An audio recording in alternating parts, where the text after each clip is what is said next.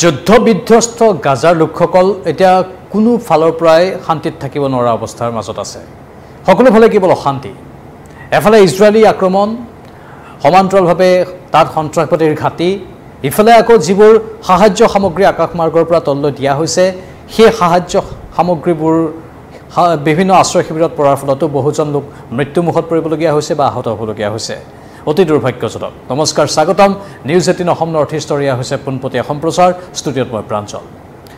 আকাশমাৰ্গৰ পৰা এতিয়া খাদ্য সামগ্ৰী দি আছে গাজাত, কাৰণ আমি জানো গাজাৰ গোটেই পথবোৰ ইজৰাইলী সেনাই বন্ধ কৰি দিছে।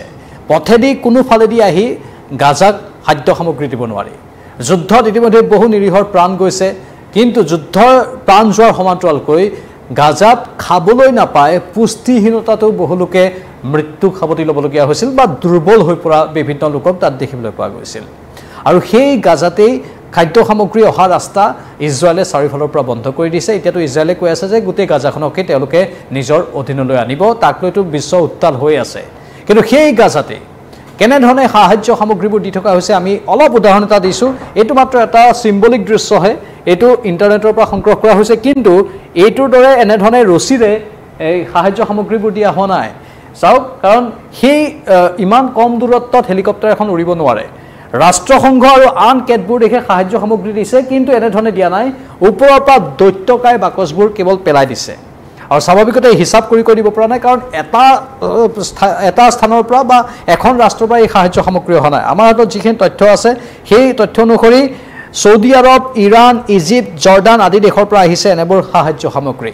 আৰু ৰাষ্ট্ৰসংঘৰ তৰফৰ পৰাও লগতে আন আন বিদেশী সংস্থাইও সাহায্য সামগ্ৰী দি আছে।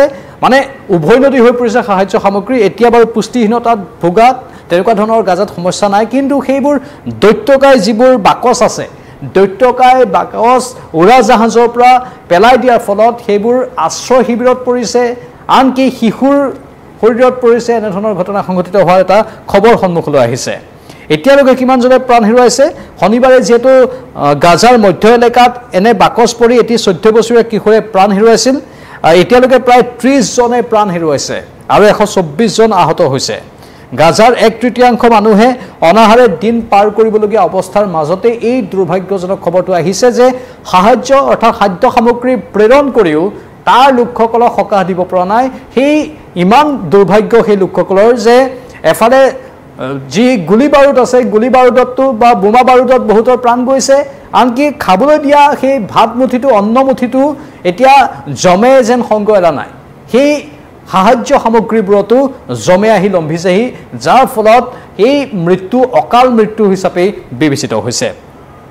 আমি ৰিপৰ্টটো পঢ়ি দিব বিচাৰিছোঁ, যিটো ৰিপৰ্ট আমাৰ হাতলৈ আহিছে। যুদ্ধ বিধ্বস্ত গাজাৰ বাসিন্দাসকলে কোনো ফালৰ পৰাই ৰক্ষা নোপোৱা হৈছে। এফালে ইজৰাইলী সেনাৰ আক্ৰমণত হাজাৰ লোকে প্ৰাণ হেৰুৱাৰ লগতে লাখ লাখ লোক গৃহহাৰা হৈ অস্থায়ী শিবিৰত আশ্ৰয় ল'বলগীয়া হৈছে।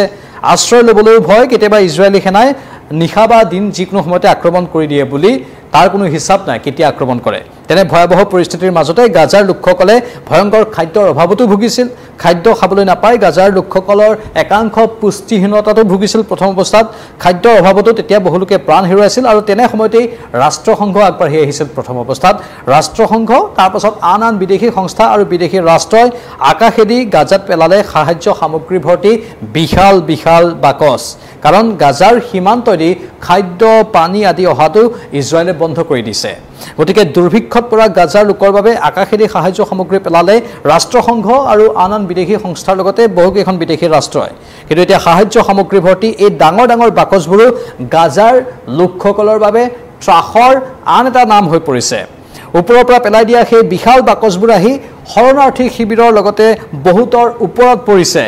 দৈত্যকায় বাকচবোৰো এতিয়া গাজাৰ লোকৰ বাবে মৃত্যুৰ দূত হৈ পৰিছে বা মৃত্যুৰ কাৰক হৈ পৰিছে। ছৌদি আৰৱ, ইৰাণ, ইজিপ্ত, জৰ্ডান আদি দেশৰ পৰা আহিছে এনেবোৰ সাহায্য সামগ্ৰী। সেইবোৰে গাজাৰ লোকসকলৰ ক্ষুধা নিবাৰণ কৰিবলৈ সক্ষম হৈছে যদিও এই বিশাল বাকচবোৰৰ এতিয়া য'তে ত'তে এনেধৰণে পৰাটো বা বিশাল বাকচবোৰ আহি য'তে ত'তে পৰাৰ ফলত শিশুসহ বহু লোকে প্ৰাণ হেৰুৱাবলগীয়া হৈছে। যিটো পৰিমাণ ইতিমধ্যে আমি জনাইছোঁ। শনিবাৰে গাজাৰ মধ্য এলেকাত এটি কিশোৰৰ মৃত্যু হৈছিল, বয়স মাত্ৰ 14 বছৰ।